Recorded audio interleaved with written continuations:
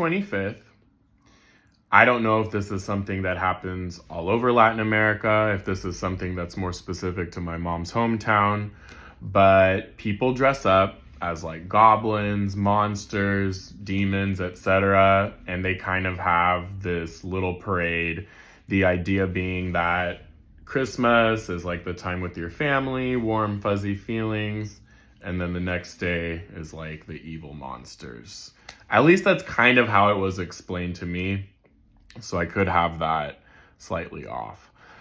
I don't remember leaving the house. If I did, like it was just to get like food, but I slept most of the 25th, and I have no problem admitting that. 25th and 26th were rest days for me, days that I kept to myself, and there is a very specific reason. I actually got some news that flipped my entire trip upside down. So, how do I put this? So, before I say anything else, let me begin. If I haven't said this already, this almost 3-week time period, not only is this the longest I've spent out of the country, one of the longest times that I've spent with my family after leaving home, moving out of my parents' house when I was 15 and a half, okay? This is also the first time that all four of us are in El Salvador together, and the first time that my mom spends Christmas in her home country since the 80s, if I'm not mistaken. So there's already, for lack of a better term, a lot going on. This is a very special trip in terms of the time that we are all spending together as a family. And I'm a firm believer that Christmas, there's nothing like Christmas through the eyes of a child. I think that that's so magical and special. But there's also something about everybody being an adult coming together for Christmas, and it really is about spending that awesome time with your family. There were no presents exchanged. I don't think anybody even missed them, but we all knew what it took for all of us to be together in that room together. And I hate to say this, but it probably won't happen ever again where every single one of us is there together the way we were for Christmas 2025. So had I known what was going to take place immediately afterwards, I would have treasured the time that much more. But anyway, I don't remember exactly when this was. I think it was the morning of the 26th, but I received news that a friend of mine had passed away, and that already in itself sucks.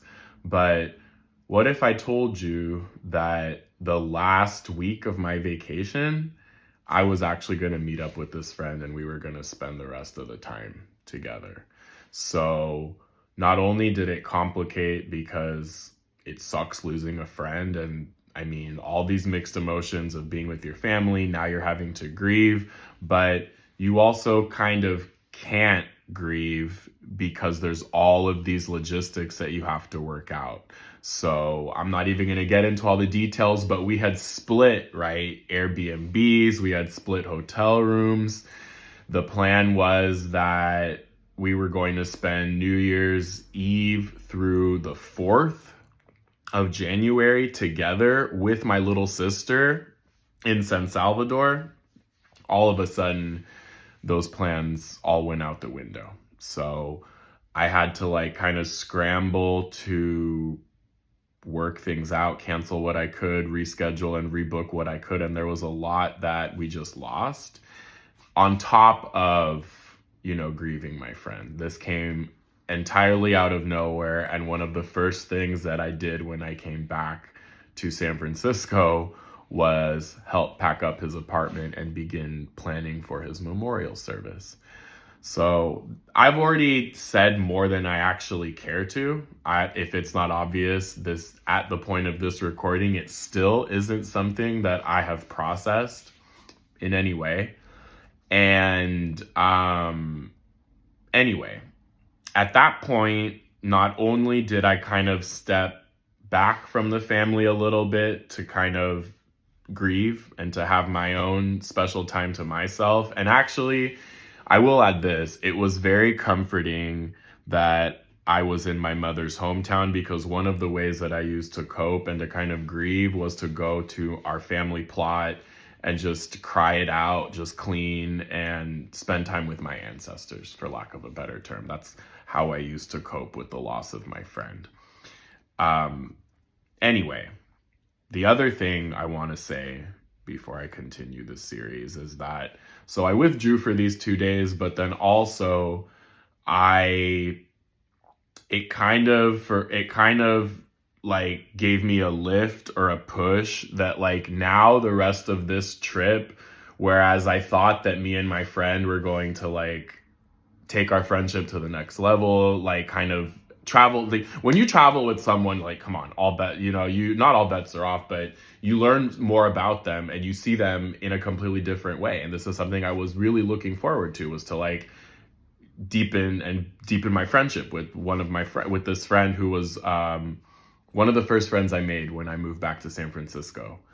And again, without taking it too far from this series, this vlog, but it also directly affected everything that followed. So what I'm getting at is that I really felt the need to like really make my time worth it, to really try to relax and